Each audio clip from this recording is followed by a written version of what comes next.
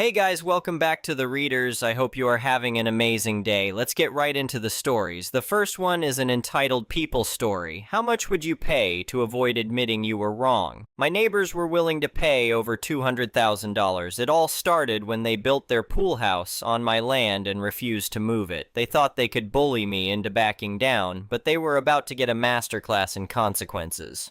I never thought I'd be the kind of person who ends up in a property dispute with neighbors. My wife and I bought our place about 8 years ago. A nice piece of land, about an acre and a half, with a modest house and plenty of privacy. We loved it because it was quiet, the neighbors were distant enough that we didn't have to worry about noise or drama, and we had room to breathe. The property next to ours had been empty for years. It was owned by someone who lived out of state and just held on to it as an investment. We'd gotten used to having essentially no neighbors on that side, which made it feel like we had even more space than we actually did. About 3 years ago, that changed. The lot sold, and within a few months, construction began on what we were told would be a retirement home for a couple moving from out of state. We weren't thrilled about losing the buffer of empty land, but we figured new neighbors could be fine. Maybe we'd even become friends. We were wrong. The couple moved in about 6 months after construction finished. I'll call them the Hendersons, though that's not their real name. They seemed nice enough at first. We exchanged pleasantries when we saw each other, waved when we drove by, that sort of thing. Standard suburban neighborliness. Then came the pool. About a year after they moved in, they started talking about putting in an in-ground pool. The wife mentioned it to my wife one day when they ran into each other at the mailbox, said they'd always dreamed of having a pool for when their grandkids visited. And now that they were retired, they were finally going to do it. We didn't think much of it, their property, their money, their business. But then she casually mentioned that they were also planning to build a pool house and that it would be positioned near our shared property line to maximize their yard space. That got my attention. I asked her how close to the line they were planning to build, and she said they weren't sure yet, but their contractor would figure it out. She said it in this breezy, dismissive way that made it clear she hadn't given it much thought and didn't think I should either. I told her that if they were building anything close to the property line, they should probably get a survey done to make sure they knew exactly where the line was. Property lines can be tricky, and the last thing anyone wants is to build something in the wrong place. She laughed, and said they didn't need a survey because they had a general idea of where the line was, and their contractor was experienced. Then she said, "Don't worry, we're not going to build on your property or anything." That, or anything, stuck with me. It was such a throwaway phrase, but it had this undertone of, stop being paranoid, that I didn't appreciate. I let it go, though. I figured they were adults, they'd hire competent people, and everything would be fine. A few weeks later, construction crews showed up and started working on the pool house. I kept an eye on it from a distance, not because I'm nosy, but because I wanted to make sure they were keeping their word about the property line. And pretty quickly, I started to get a bad feeling. The foundation they'd poured seemed really close to where I thought the property line was, like uncomfortably close. But I didn't know for certain where the line actually was. Our property had been surveyed when we bought it, but that was 8 years ago, and I'd have to dig through old paperwork to find the documentation. So I did. I spent an evening going through our files until I found the survey from when we purchased the house. I took it outside the next morning and tried to match up the markers and measurements to what I was seeing, and that's when I realized they were over the line. Not by a lot, but definitely over. The foundation they'd poured extended onto my property by what looked like a couple of feet, maybe more. I called my wife outside and showed her. She saw it too. We both stood there staring at this concrete foundation sitting on our land, and I felt this knot forming in my stomach. I didn't want to jump to conclusions, so I decided to get a professional opinion. I called a surveyor and explained the situation. He said he could come out within a few days and do a boundary survey to confirm exactly where the property line was. While I waited for the surveyor, I went over to the Hendersons' house to talk to them. I wanted to give them a heads up that I was concerned about the placement of their pool house and that I was getting a survey done. The wife answered the door. I started to explain, keeping my tone friendly and non-accusatory, and before I could even finish, she cut me off.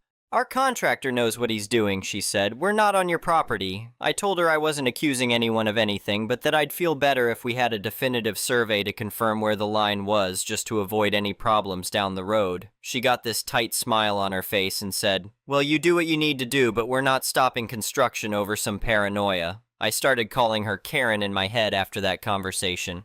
Not because that was her actual name, but because she embodied every entitled my way or the highway attitude that the name had come to represent. My wife thought it was petty, but it helped me deal with the frustration. The surveyor came out 2 days later. He spent about 3 hours taking measurements, checking property records, locating the original survey markers, and doing all the technical work that goes into a proper boundary survey. When he was done, he showed me the results. It was worse than I thought. The pool house wasn't just slightly over the line, it was over it by about 3 feet. 3 feet of their pool house foundation, and the structure they were actively building on top of it, was sitting squarely on my property. I asked the surveyor to put together a formal report with all the documentation, measurements, and a detailed map showing the encroachment. He said he'd have it ready within a week. In the meantime, I watched as this elaborate pool house continued to go up. Walls were being framed, roofing materials were being delivered, and it was becoming more substantial and expensive by the day. When I got the surveyor's report, I made copies and walked over to the Hendersons' house. This time, both of them were home. I handed them the report and explained as calmly as I could that according to a professional boundary survey, their pool house was encroaching on my property by approximately 3 feet. I said I wasn't trying to be difficult, but this was a legal issue that needed to be addressed. The husband actually seemed concerned. He looked at the report, flipped through the pages, and said he'd call their contractor to discuss it. The wife, though, Karen, wasn't having it. "This is ridiculous," she said. "We already checked the property line before we started building." I asked if they'd had a survey done. She said no, but their contractor had looked at the original plot and knew where everything was. I explained that a contractor's estimate isn't the same as a professional boundary survey, and that my surveyor had used the official county records and physically located the survey markers to determine the actual property line. She didn't want to hear it.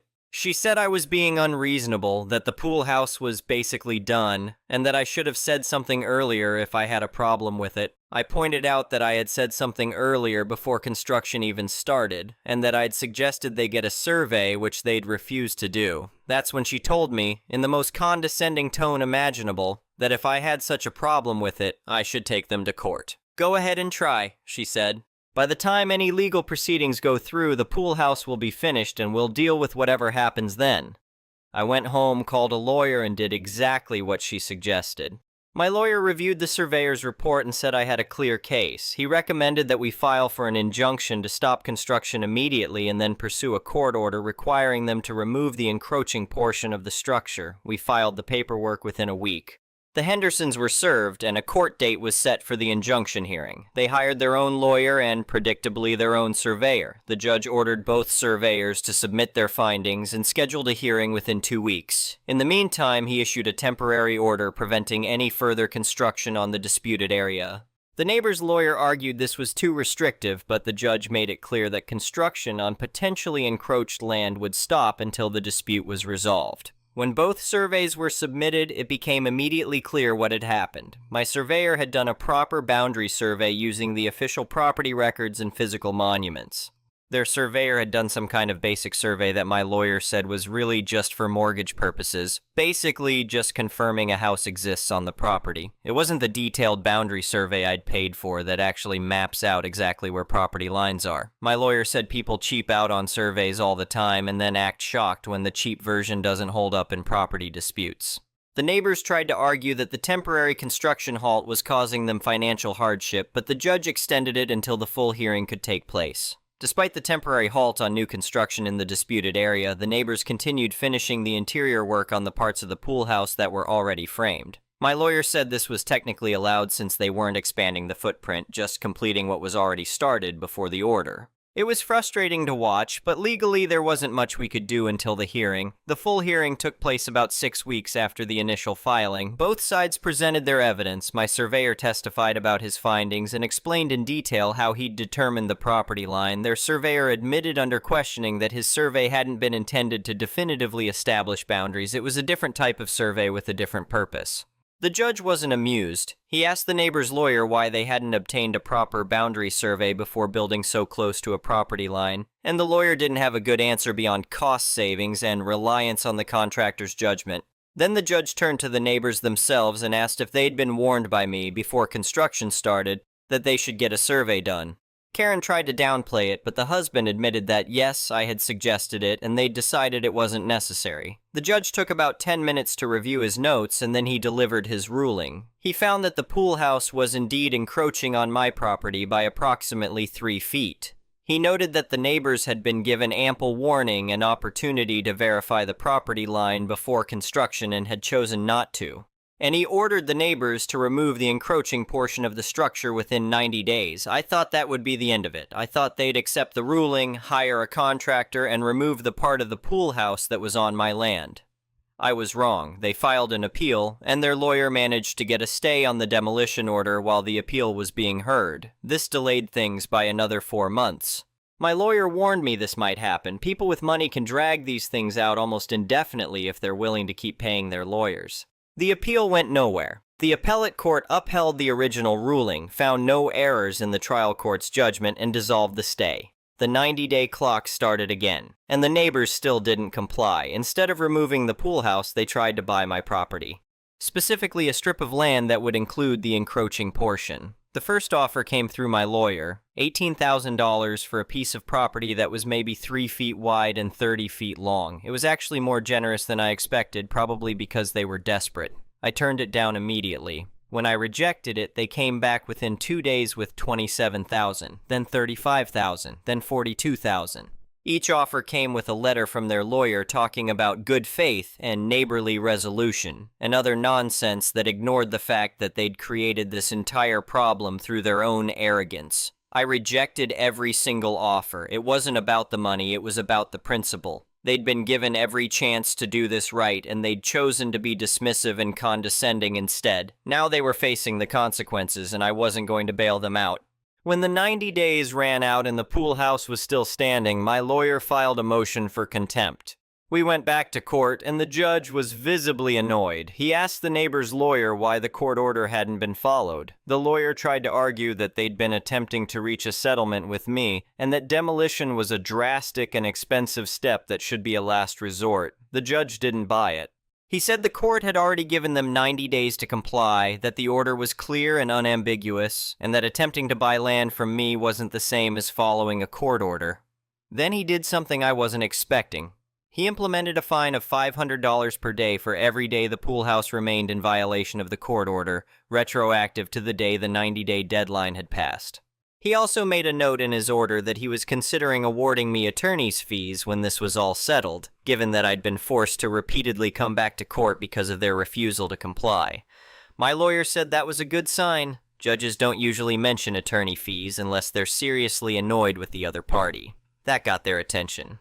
At $500 a day, they were racking up fines fast. The longer they waited, the more expensive this got. But here's the thing, they couldn't just remove the 3 feet that were encroaching. When they finally brought in a structural engineer to assess what it would take to modify the pool house, the engineer told them what I'd suspected all along. The pool house had been built as one integrated structure. The roof, the support beams, the plumbing, the electrical, everything was connected and designed to work as a complete unit. You couldn't just lop off 3 feet without compromising the structural integrity of the entire building. To comply with the court order and still have a functional pool house, they would have to demolish the entire structure and rebuild it in the correct location. They fought it. They brought in their own engineer who came to the same conclusion. They asked the judge to modify the order to allow them to just pay me for the encroached land instead of demolishing. The judge refused. The fines kept accumulating. After about 90 days of non-compliance, they'd racked up $45,000 in fines on top of everything else. Finally, they gave up and hired a demolition company. I'm not going to lie, watching that demolition was one of the most satisfying experiences of my life. My wife took the day off work too, and we sat on our back deck with coffee watching the whole thing unfold. Every time a wall came down or another section got loaded into the debris truck, I felt a little bit of the stress from the past year and a half lift off my shoulders. This was a beautiful structure. Stone exterior, cedar beams, copper fixtures. They'd probably spent $70,000 or $80,000 building it, and now it was being smashed to pieces because they couldn't be bothered to respect a simple property line. My wife asked me if I felt bad for them. I told her I felt bad for the construction workers who'd built something nice only to have to tear it down. But the neighbors? Not even a little bit. They'd been given every opportunity to avoid this. They chose arrogance, and this was the result. The demolition took 3 full days. They couldn't just remove the encroaching 3 feet because the pool house had been built as one integrated structure. The roof, the support beams, the plumbing, everything was connected. Taking off one section would have left an unstable, unusable building that didn't meet code. They had to take the whole thing down. When it was finally done, there was nothing left but a concrete pad and a massive pile of broken stone, splintered wood, and twisted metal. The neighbors stood in their yard watching, and I swear the wife was crying. Part of me wanted to go over and say something, but what was there to say? This was entirely their own doing. After the demolition, things got quiet. The neighbors stopped acknowledging us entirely. If we were outside at the same time, they'd go inside. If we drove past each other, they'd look straight ahead. It was childish, but I didn't care. A few months later, a for sale sign went up in their yard. My wife and I talked about whether the property dispute would affect their ability to sell, and my lawyer said it almost certainly would. Any potential buyer would find out about the litigation during the title search, and even though the issue was resolved, it would still be a red flag. People don't want to buy houses with a history of property disputes, especially when the previous owners lost. The house sat on the market for almost a year. The price dropped twice. Eventually it sold, but I'm pretty sure they took a significant loss. My lawyer told me later, after everything was finalized, that between the original pool house construction, the legal fees, the court fines, the demolition costs, and the loss they took selling the house, the neighbors had probably lost somewhere between $170,000 and $200,000, all because they didn't want to spend $1,000 on a boundary survey before they started building. My wife asked me once if I thought I'd been too harsh. If maybe I should have just accepted one of their offers to buy the strip of land and let them keep the pool house. I told her no. And I meant it. This wasn't about a few feet of land. It was about respect. It was about listening when someone raises a legitimate concern instead of dismissing them. It was about taking responsibility for your mistakes instead of doubling down and hoping the other person backs off. They had so many chances to make this right. Before construction, they could have gotten a survey. After I raised concerns, they could have stopped and checked. When my survey showed the encroachment, they could have halted construction and worked with me to find a solution. When the judge ruled against them, they could have complied immediately. At every single step, they chose arrogance over cooperation. They thought they could steamroll me, ignore the law, and face no consequences. They were wrong. The new neighbors who bought the house are nice, quiet, respectful, and they made a point of introducing themselves and asking where the property line was before they did any landscaping. We've had zero issues with them, and every time I look out my back window and see their yard, with no pool house encroaching on my property, I'm reminded that standing up for yourself, even when it's difficult and expensive and time-consuming, is worth it. Because at the end of the day, it's not about the land. It's about the principle, and I wasn't going to let anyone take that from me. The next one is a pro-revenge story. I work in an office with a guy I'll call Seth. Seth is that co-worker everyone knows. Lazy, always passing his work on to someone else, and somehow always getting away with it. He'll sit around on his phone or go to the bathroom every 10 minutes. He's the kind of guy who will show up late, make some lame excuse about traffic, and then disappear for lunch for 2 hours. For the past 6 months, Seth's favorite target has been me. He'll send emails asking if I can help out with a project, but what he really means is, do all the work while I take the credit. I complained to my boss a couple of times, but somehow Seth always managed to weasel his way out of trouble. The final straw came when he passed off a major report that was due to a client in 2 days, dumping it on me last minute. One day I casually asked him if he was good with Excel, and he admitted he didn't know much about it. Perfect. The next time Seth tried to dump a bunch of spreadsheets on me to organize for his next report, I agreed. But this time, I embedded a series of hidden formulas into the documents. These formulas didn't do anything important, just enough to mess with the numbers if someone didn't know how to check for hidden cells. It took me a little time, but I was careful not to make it too obvious. The kicker? Every time Seth tried to copy and paste the data into his report, it would scramble everything just enough to be completely useless. On the day the report was due, Seth slacked off like usual, assuming I had handled it like always. When the client called, furious because the report was filled with nonsense numbers, Seth panicked. He rushed to fix it, but every time he tried to fix one part of the report, something else would break. He came to me frantic and asked for help. I acted confused and said, "Oh, I don't know what happened. Maybe it's a glitch?" I gave him some vague advice and watched as he spent the entire day trying to salvage his mess. Our boss found out, and for once, Seth couldn't talk his way out of it. He got lambasted for screwing up such an important project and was put on temporary leave without pay. I guess he'll be doing his own work from now on. The next one is a malicious compliance story. I worked contracts. The contract I was on at the time involved maintaining virtual meeting rooms. The oil company had decided that if an employee did not physically need to be on site, the job would be moved south, where the company could pay someone 25 to 50% less. Whenever those relocated employees needed to meet with people on site, they would book a virtual meeting room, and everything was supposed to work perfectly. The information technology company I originally worked for was amazing, but it lost the contract to a large international information technology company, which I will call Company A. Company A was responsible for providing support to the oil company, which I will call Company B. I was one of the fortunate few who received a job offer from Company A. Unfortunately, Company A was unbelievably incompetent. Most of the experienced information technology workers who had spent more than 10 years working at the site through various contracting companies decided to walk away instead. I genuinely believe management sat down and asked, what is the absolute worst possible way we could handle this transition? Then they did exactly that. They hired a large number of people who were either fresh out of college or completely unqualified. Within a few months, our active support ticket count rose from an average of around 50 to well over 600, with no end in sight. No matter what happened, we were criticized. If the ticket count was too high, we were chewed out. If we brought the ticket count down, we were chewed out because our closure rates were not consistent. Good results, bad results, it did not matter. We were going to be blamed either way. Company A was hemorrhaging money to Company B. Every unresolved failure outside the allowed limits resulted in a financial penalty, and we supported multiple sites. Basically, Company A eventually reached the point where it was paying Company B for the privilege of providing information technology support to it. Most salaried oil company employees who experienced computer problems had to wait weeks or even months for a resolution. However, because they were salaried and their computer problems did not immediately stop oil from coming out of the ground, management did not consider it urgent. The meeting rooms were different. Managers needed them to hold virtual meetings with on-site staff. When those meetings failed, projects were delayed, and eventually that could interfere with oil production. That made the meeting rooms important. There were 12 of us working full-time at the site, but we had only 6 vehicles.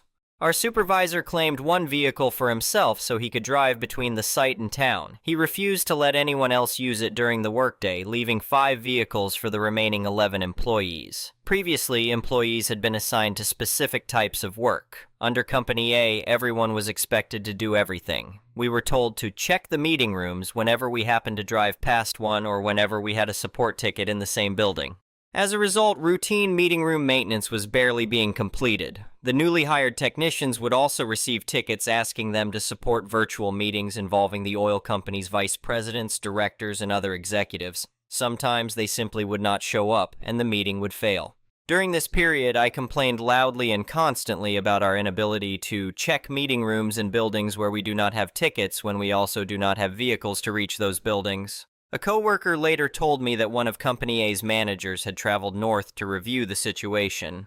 While eating lunch, he saw one of my emails, said, "I'm not reading that," dropped his phone onto the table and continued eating. That was when I gave up. I stopped fighting and did exactly what management had told me to do. For months, I had been working my ass off to keep the virtual meetings functioning for Company B's executives. It was time to cue the malicious compliance. There was a building in town containing several meeting rooms. Our main building at the oil site was approximately 45 minutes north of town. Instead of arriving on site and beginning work at 7 o'clock every morning, I started going to the town building at 8 o'clock to inspect one of its meeting rooms, restock its supplies, and repair any problems. Except I usually could not do any of that because the room was already occupied and I could not enter it. Afterward, I would drive north and arrive at our building around 9 o'clock. I would handle a few support tickets and remain one of the only technicians the oil company executives could rely upon to make their meetings work. Then at around 2 o'clock in the afternoon, I would leave to check another meeting room that I could not access before going home. This continued for about a month. Eventually, the oil company executives called my supervisor, my manager, and my manager's manager into a meeting and told them something along the lines of, "Assign I identify as Astartes exclusively to meeting rooms and executive meetings." I was called into a meeting with my supervisor. Most of my other responsibilities were removed. I was assigned my own dedicated vehicle, and I was instructed to inspect every meeting room each week while also supporting all executive meetings.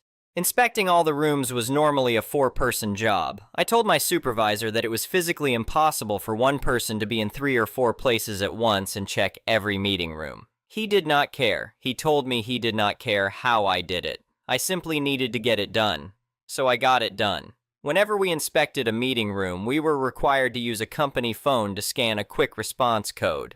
At the end of the week, the scan records would be exported into Excel and submitted as proof of which rooms had been checked. Every minute of every workday, I clicked the scan button and scanned nothing. At the end of the week, I exported the data into Excel, obtained the list of every meeting room code, randomized the order, pasted the codes into the spreadsheet, saved it, and submitted it. Click. According to the records, I was in town checking a room. 1 minute later, click. Now I was 30 kilometers north. 1 minute later, click. Apparently, I had traveled 70 kilometers across the river, and so on. I breezed through the rest of my time with the company. I attended executive meetings, kept the executives happy, started late, finished early, and had my own dedicated vehicle. Meanwhile, I applied for another job and was approved. All that remained was the background check, and because my start date was approximately 6 months away, everything was set. Months in advance, I scheduled a 3-week vacation from Company A. Then, on my final workday before the vacation began, I submitted my 3 weeks' notice and left. I had made several good friends while working there, and they continued inviting me to social events for some time afterward. From what newer employees later told me, Company A eventually hired additional staff and assigned 4 people to meeting room maintenance. They still could not complete the work because nobody had bothered to properly learn how to do it. Eventually, Company A lost the contract. The next one is an entitled People story. I am 21 and I got married at 19 in a large South Asian wedding. Before I explain what happened, here is some quick background. My husband has a cousin whom I will call A. She is 35. Her marriage failed a few years ago and she was practically raised by my mother-in-law, so the two of them are very close. A month before my wedding, we had a henna night. A arrived wearing the exact same colors I planned to wear. The outfit was actually from her own henna ceremony for her canceled wedding. She knew what I was planning to wear, but denied it when anyone confronted her. Then came my wedding day. Before my entrance, I was hidden away in another room, feeling excited and nervous. My bridesmaids FaceTimed me to show me the hall. That was when I saw A wearing a red and gold bridal dress. At South Asian weddings, red is the traditional bridal color. A wore her own wedding dress even though she had told everyone she planned to wear gold. I was wearing white, but her outfit still created confusion in the photographs. Guests were whispering, "Who is the bride?" It was humiliating. A had cut the train off her dress to make it different, but that did not help. She posed for photographs on the stage while I was not there, never congratulated us, and did not even give us a card. This is not about wanting a gift, it was about basic respect. Then she started creating drama. When it was time for me to leave for my husband's house, A told my mother-in-law that one of my uncles had threatened to break her legs. I was standing there when my uncle actually spoke to her. What he said was, "She is like your sister now, you should have each other's backs." Twisted his words, lied about what happened, and turned my wedding day into an argument between two families. At one point, I was ready to get out of the car and fight her, but everyone held me back. I tried to remain classy, but it was incredibly difficult to watch both families fighting because of her lies. When we arrived at my husband's house, we played the traditional games, but everything felt awkward. Later, I overheard people still discussing the drama, so I walked into the room and asked, "What is the problem now?" A had the nerve to ask whether I was jealous of her. I said, "Jealous of what exactly? I am 19, you are 35, you wore your bridal dress to my wedding, and you made everyone miserable." We attempted to discuss the situation privately, but she continued insulting my family. I finally told her never to mention my family again. After that, the situation only became worse. My husband believed me because he already knew what she was like. The following day, we learned that both my mother-in-law and A's mother had told her to buy a new dress. They had even offered to pay for it, but she refused because she wanted to wear her wedding dress. Apparently, she had decided she was going to wear it from the day I became engaged. 1 week later, we visited A after she had surgery and brought her chocolates. I greeted her. She lifted her eye mask, looked me up and down, then lowered it again without saying a word. That was when I decided I was finished trying. I told my in-laws that I would never greet her again. As a Muslim, when someone greets you, you are supposed to return the greeting. She could not even offer me that basic courtesy. On another occasion, she suddenly began screaming, "I am not going to another ducking wedding after last time." I simply left. The worst incident happened during a family funeral. A began swearing at my husband because he had taken his grandmother home. She started calling him names, and when my brother-in-law asked her to move, she began screaming. She called me a crackhead and said, "All this over a girl who has barely been here 5 minutes." At that point, I lost control. I paced around the house, ready to throw her out, and called my husband. I told him to come home before I physically removed her myself. He arrived within 5 minutes. Stormed out, screaming at her mother to leave with her. Then about a month ago, I finally exploded. We were attending another family gathering. My husband was paying his mother back for some wedding expenses. My mother-in-law started lecturing us about saving money and about the time when we lived in her house. She continued discussing our finances in front of approximately 5 people. Every time my mother-in-law made another comment about us, I could see A smirking while massaging their grandmother's feet. She was clearly enjoying it. I tried to remain polite. I said, "Can we please not discuss our financial problems right now?" I also mentioned that there was a certain person in the room, so I did not want our money being discussed in front of everyone. I then stepped outside to take a telephone call. While I was on the phone, I heard A laughing and mocking us. She said, "What am I going to do with 2,000 pounds?" and continued making comments about our finances. I snapped. I walked back inside and shouted, "Hey, why the duck are you talking about something you know nothing about?"